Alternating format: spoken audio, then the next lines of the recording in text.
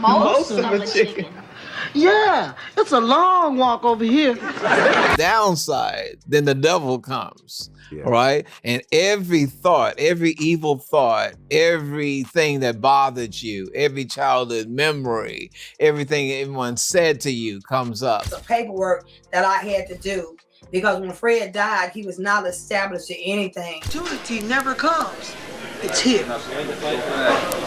We just got to put in the hours and do the work. We got to get up off our rusty, dusty, and do it. What actually happened to Fred Berry will leave you in shock. Many people remember him as Rerun, the lovable dancing character from What's Happening.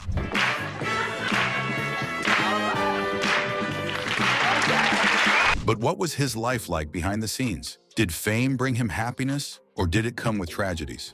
Fred Berry's story took many unexpected turns that you may not expect. So what are the shocking truths about Fred Berry's life? Let's dive into the real story.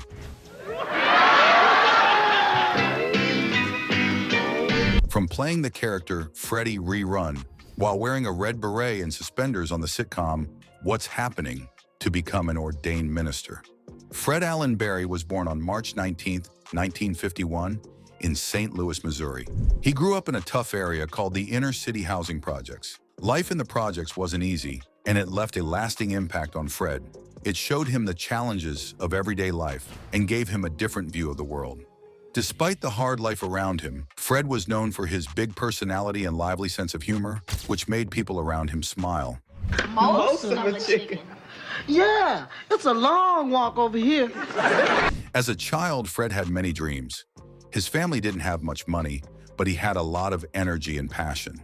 Fred went to school in St. Louis, where he found he enjoyed performing in plays and school talent shows. His talent for dancing and acting was clear from a young age. However, school wasn't always easy for him, and he struggled with some subjects. This made it harder for him to stay in school, but he knew he wanted to do something big with his life. He eventually dropped out in the 10th grade. He once explained that he left school because he felt the reading level was too low, and he didn't feel challenged. But even as a young kid, Fred was set on becoming a dancer and actor, so he started performing on the streets as a dancer.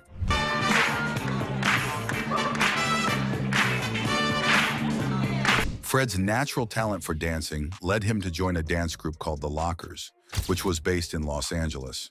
This group was well known back in the day and even performed as the opening act for famous people like Bill Cosby and Dean Martin. Fred quickly made a name for himself in the dance world because of his unique moves and rhythm. His skill and passion in dancing helped him get noticed by people in the entertainment industry. Fred made his first big step onto the small screen when he appeared on the 3rd episode of Saturday Night Live. He also performed on the famous dance show Soul Train, where he showed off his slow-mo dance move, a popular style at the time. But the role that made Fred a household name when he was cast as Freddie Rerun Stubbs on the ABC sitcom What's Happening.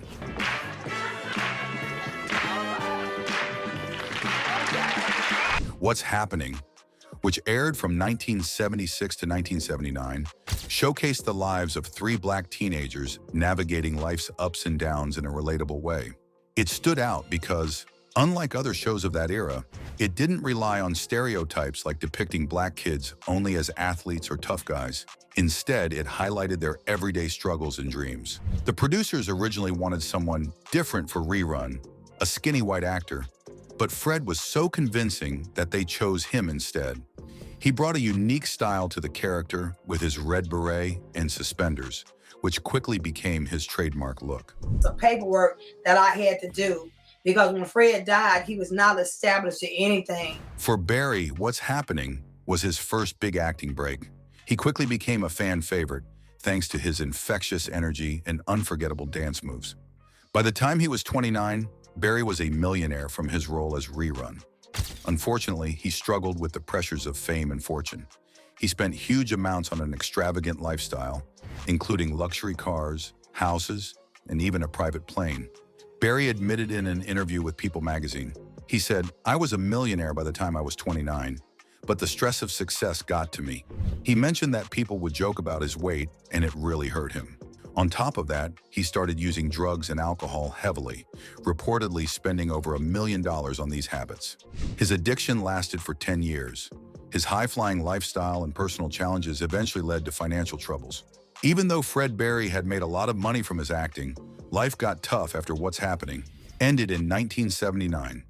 He was typecast, which means people could only see him as Rerun and didn't want to hire him for other roles. It was hard for Fred to move past the character that made him famous. He spent large amounts of money on drugs and gambling and ended up losing much of his wealth. Even after the series ended, What's Happening continued to air in reruns, gaining new fans. In 1985, the show returned with most of the original cast members under a new name, What's Happening Now. Berry was back as Rerun, excited to relive the success.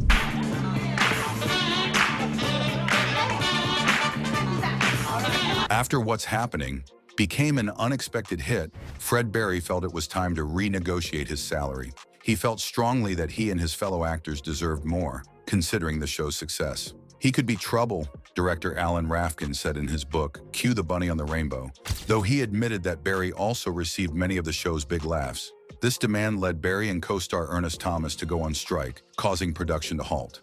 But Berry's widow, Essie, says that the actor was only interested in what was fair. When he went back and asked for more money, they told him he could not be who he is, she told The Signal in 2006.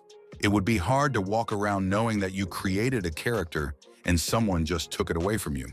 When they paid him $5,000 per episode, they paid a Caucasian man $8,000 per episode.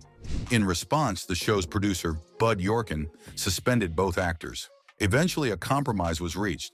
Berry and Thomas signed promissory notes for $25,000 to prevent further walkouts, and production continued. Berry, however, continued to speak up for what he believed was fair treatment. This boldness often made him appear difficult in the eyes of some. Shirley Hemphill, another cast member, once described him as serious, saying you never knew if he'd be in a good mood on set. Despite his confidence, Berry's relationship with the producers became strained, especially after he accused them of unfair treatment, even calling it racism. Opportunity never comes. It's here. It's here. We just got to put in the hours and do the We work. got to get up off our rusty, dusty, and do it. During the third season, Berry again threatened to strike. He convinced Ernest and Haywood to join him in a strike for more money, leading to a tense meeting between the actors and the producers. Eventually, the producers simply had enough of the boys' antics, and they closed the series down. Thomas Ernest, who played Raj on the show, talked about it recently in an interview. He said, "There's a mystery over that. I remember distinctly that they had a meeting and wanted the entire cast to meet with all of the producers. And they said, Fred Berry tells us that you think we're racist, so we don't want you working for racists and we're going to cancel the show." That's what I remember. Fred was very happy, even at that meeting. He didn't take it back and say, "No, they really didn't say it. I was the one who said it." He said, "No, you know you all said it." So they thought he really was telling the truth. Unfortunately, they couldn't reach a lasting agreement, and the show was canceled in 1979. The sudden cancellation caught Berry off guard. He reportedly found out from a news reporter instead of hearing it directly from the studio. Although some cast members like Thomas Ernest were so upset about this outcome, which brought rift between them. Word on the street is that they were not on good terms until Fred Berry's last days. But during an interview, he said, "Fred did apologize for all of that stuff toward the end of his life. Even when he passed away, people didn't want me to go to the funeral. There are people who are still upset with me for going to his funeral. But to me, there's a thing called forgiveness. When someone asks you for forgiveness, there's no reason to keep something going. I went to the funeral because he expressed that he was sorry." So there's a difference between a wife. I was his wife and I'm his widow. But you got to realize besides me, there's other wives too. Also, Fred's life was much more complicated, especially when it came to his personal relationships and marriages. He was married 6 times to 4 different women. Yes, he married 2 of them twice. His first wife, Francesca, married him in 1976, but they divorced within a year. Then they got back together and remarried in 1978, but it still didn't last. I get along with the first wife. We're very, very close. I can put her on the phone right now if you wanted me to. His second marriage to Carol Ann Ross was his longest, lasting nearly 7 years. Fred's last wife, Essie, whom he married in 1999, stayed by his side until he passed away in 2003. Fred also had 3 children, a daughter named Portia and 2 sons, Fred Jr. and Desi Shannon. Fred's relationships were rocky, and some of his ex-wives later spoke out about their experiences. One of his ex-wives, Essie, shared details about their troubled marriage, including the day she decided she wanted to leave him. Essie explained that she felt out of place in California and wanted to return to Georgia, where she felt life was simpler and people were less demanding. According to Essie, Fred did not take this news well. He became so upset that he went outside, put on his beret, grabbed a hammer, and began smashing the windows and headlights of her car. He didn't want her to leave, and this was his way of showing it. Essie said she had no idea Fred could be violent until this moment, and the experience left her feeling afraid and trapped. One woman who had been close to Fred told Essie to come to a garage where Fred kept old antiques. She had Essie hide and listen, possibly to see another side of him. Over time, stories began to spread about Fred's temper and controlling behavior. His life seemed to be full of ups and downs, both in relationships and in his career. Was he mean? Yes. Was he slight bit abusive? Yes. Did he have a temper? Yes. These are the things that you do not know behind closed doors, but it doesn't matter who Fred is. If I even thought that he was a pedophile or would rape a kid, that would have been in jail. Unfortunately, Fred faced many health issues and personal battles. He struggled with drug, alcohol, food, and addiction, leading to a life filled with ups and downs. Depression was also a big part of his life, and he even tried to take his own life 3 times. These struggles left a heavy mark on Fred's life and made it hard for him to find lasting happiness. Downside, then the devil comes, right? And every thought, every evil thought, everything that bothered you, every childhood memory, everything anyone said to you comes up. As the years passed, he faced health issues.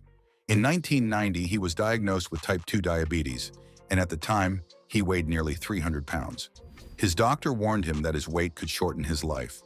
Taking this advice seriously, Fred committed to a strict diet and exercise plan, eventually losing over 100 pounds and making a big difference in his health.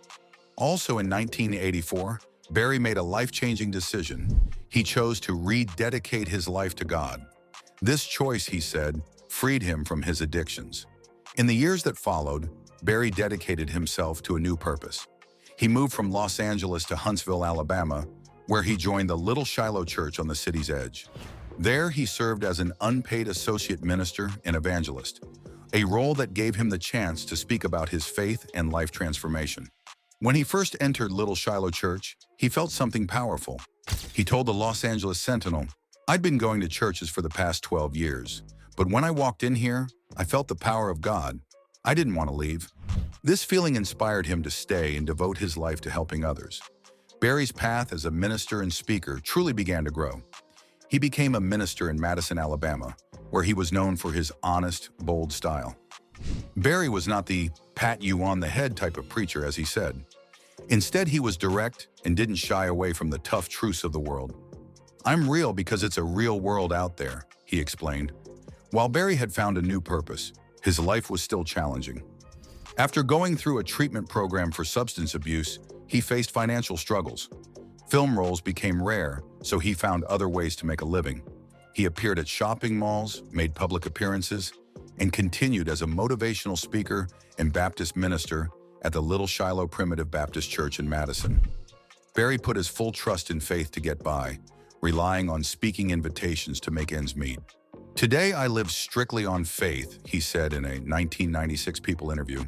"I have to depend on people calling me to speak." Did you know that Fred and his co-star Ernest Thomas have a similar tragic story? For Ernest Thomas, he played the role of Raj in the hit show when he was just 26 years old. The success of the show also brought him fame and money, allowing him to live a comfortable life. He attended glamorous parties, met other celebrities, and had plenty of cash to spend. Life seemed perfect for him. Just like Barry, everything changed for Thomas when the show was canceled. Suddenly, the fame and money began to slip away. Thomas also found it hard to find work after the show ended. Unfortunately, this led him down a difficult path filled with bad choices. He openly acknowledged experiencing a period of depression, which unfortunately led him into the grips of substance abuse. He grappled with addiction to illicit substances such as C, crack, and M. Major depression, more drugs, because Coke, I haven't introduced to Coke at that time, and Remy Martin. So those were the go-to, and of course weed, all of it, Well, and crack. Yeah, which came in the 80s, though. At first, using drugs made Thomas feel good. It brought him joy and excitement. But soon he realized the dark side of addiction. The high from the drugs was followed by feelings of sadness and negativity. He struggled with thoughts that made him feel worthless. Even though he tried to control his drug use, it only got worse over time. He finally understood he had to make a change to save his life. Things got very serious when he faced eviction from his home. After spending all his money on drugs, he couldn't pay his rent. This forced him to move in with his sister, who welcomed him back despite his struggles. This moment was crucial for him. It made him realize he needed to change his life for the better. Determined to fight against his addiction, Ernest turned back to his Muslim faith for support. He started praying and asked God for help to overcome his problems. One day, his cousin introduced him to a Muslim friend. This person spoke with Thomas about life, faith, and how to stay strong. Their conversations had a huge impact on Thomas, inspiring him to stay clean and start living a sober life. He feels his faith has always been an essential part of his life. It helped him get through many hard times. After facing many challenges, Ernest Thomas now dedicates his life to spreading the message that God loves everyone equally. He wants people to know that God is always ready to help and that anyone can experience a miracle in their life if they have faith. His incredible journey inspired him to write a book titled From Raj to Riches: Overcoming Life Through Faith. In this book, he shares his story of overcoming addiction and hardship, hoping to encourage others to find hope and strength in their own lives. Another co-star that had a similar story of tragic events caused by the show was Mabel King, who played the mom in the TV show. She was loved for her role, but behind the scenes, her life was hard. When the show went into its second season, Mabel had problems with the people who made the show. One big issue was her weight. The producers wanted her to stay big, even though she wanted to lose weight. This was tough for her health. After leaving the show, Mabel's health got worse. She found out she had diabetes, which caused serious problems. Over time, doctors had to amputate her toes, legs, and even one of her arms by 1986. In 1989, she had a stroke that left her unable to talk for almost a year. Her size made it harder for her to recover from these problems, and she had to go through many surgeries. Sadly, Mabel King passed away on November 9, 1999, at the age of 66 because of kidney failure. And Shirley Hemphill, who played Shirley Wilson on the show, developed serious health problems, including diabetes, kidney disease, and heart issues. Even though she needed a walker, she didn't want people to see her using it in public. Her legs were shaky, and she had to hold on to walls for support. But Shirley, being the performer she always was, danced for the audience to make them laugh, even though it hurt her. Sadly, on December 10, 1999, Shirley was found dead in her home at the age of 52. She lived alone and didn't share her health problems with her friends or family. Her gardener found her body after she had been dead for a few days. Come on, ladies. It's right hand, left hand, shoulder pop, jump. Back to Fred. As the years went on, Barry made a small comeback, popping up on TV shows and in movies. In 2001, he appeared as himself on the NBC show Scrubs, and in 2002, he joined the dating show Star Dates on E! Network. He even had a guest spot on Snoop Dogg's show Doggy Fizzle Televizzle on MTV. In 2003, Barry appeared as himself in the comedy movie Dickie Roberts, former child star starring David Spade. One of his last TV appearances was on the show Classmates, which reunited people with their old school friends. Barry was reunited with Charles Bradshaw, a former football player who had once defended Barry from bullies who teased him about his weight. Barry was grateful to thank Bradshaw publicly for being a friend during those tough times. Despite not appearing in many big films after What's Happening, Barry's fans still recognized him everywhere he went. He had small roles in movies like In the Hood and Big Money Hustlers, though they didn't receive much attention. Yet his fans never forgot him as Rerun, and he embraced that identity. People ask me to dance every day, no matter where I am, in the grocery store or in the bathroom, he shared. Barry even took it a step further and legally changed his middle name to Rerun. Barry found a fun way to stay connected with fans by working with a website that let people pay for 15-second calls from celebrities. Through this service, Barry could call fans to say hello or wish them a happy birthday. He would often start with his famous, "Hey, hey, hey!" Fans were thrilled and some even screamed with excitement when they realized Rerun was on the line. Barry got over 130 requests every month for these calls, showing how much people still loved his character. But for Barry, it wasn't just about the money. "I'm not doing it for the money," he explained in an interview with the Washington Post. "Hearing the excitement in people's voices, I think I would pay them if I really had the money." To him, the joy he brought others was worth more than any paycheck. It made him happy to know he was still bringing smiles to people's faces. Despite the positive changes, Fred's health continued to decline. In October 2003, he suffered a stroke, and his condition grew worse over time. On October 21, 2003, Fred Barry passed away in his Los Angeles home at the age of 52. He was laid to rest at Forest Lawn Memorial Park in Hollywood Hills. While many fans remember him as the lovable Rerun from What's Happening, others know about his difficult personal life and the challenges he faced off-screen. Even though Barry passed away not long after this reunion, he left behind happy memories for his fans. Barry was always proud to be remembered as Rerun, and he enjoyed every moment of it. Through his laughter, dancing, and joy, he kept the spirit of Rerun alive for everyone who loved him.